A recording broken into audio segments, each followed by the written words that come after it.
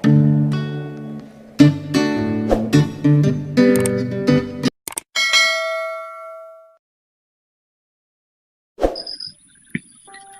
समय की बात है।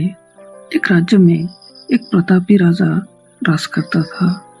एक दिन उसके दरबार में एक विदेशी पर्यटक आया और उसने राजा को एक सुंदर पत्थर उपहार स्वरूप प्रदान किया।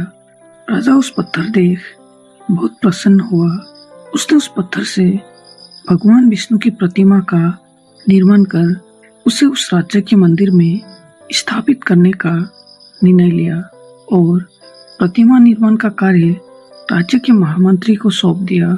महामंत्री गांव के सर्वश्रेष्ठ मूर्तिकार के पास गया और उसने उसे वो पत्थर देते हुए बोला, महाराज मंदिर में भगवान विष्णु की प्रतिमा स्थापित करना चाहते हैं। 7 दिवस के भीतर इस पत्थर से भगवान विष्णु की प्रतिमा तैयार कर राजमहल पहुंचा देना।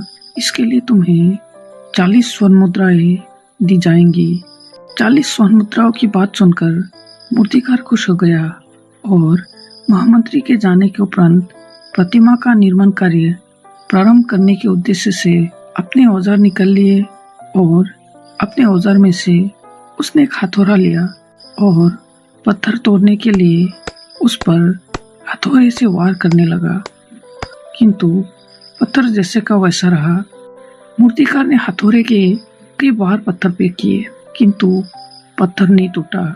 50 बार प्रयास करने के उपरांत मूर्तिकार ने अंतिम बार प्रयास करने के उद्देश्य से हथौड़ा उठाया, किंतु यह सोचकर पत्थर पर प्रयास करने के पूर्व ही उसने अपना हाथ खींच लिया कि जो 50 बार वार करने से पत्थर नहीं टूटा तो अब क्या टूटेगा। वो पत्थर लेकर वापस महामंत्री के पास गया और उसे यह कहकर वापस कर आया कि इस पत्थर को तोड़ना नामुमकिन है, इसलिए इससे भगवान विष्णु की प्रतिमा नहीं बन सकती। महामंत्री को राजा का आदेश हर स्थिति में पूरा करना था, इसलिए उसने भगवान विष्णु की प्रतिमा निर्मित करने का कार्य गांव के एक साधारण से मूर्तिकार को सौंप दिया। पत्थर लेकर मूर्तिकार ने महामंत्री के सामने ही उस पर हथौड़े से प्रहार किया और वो पत्थर एक बार में ही टूट गया। पत्थर टूटने के बाद मूर्तिकार प्रतिमा बनाने में जुट गया। इधर महामंत्री सोचने लगा कि काश पहले मूर्तिकार ने एक अंतिम प्रयास और किया होता तो सफल हो गया होता और 40 स्वर्ण मुद्राओं का हकदार बनता। दोस्तों, हम भी अपने जीवन में ऐसे ही परिस्थितियों से दो चार होते रहते हैं।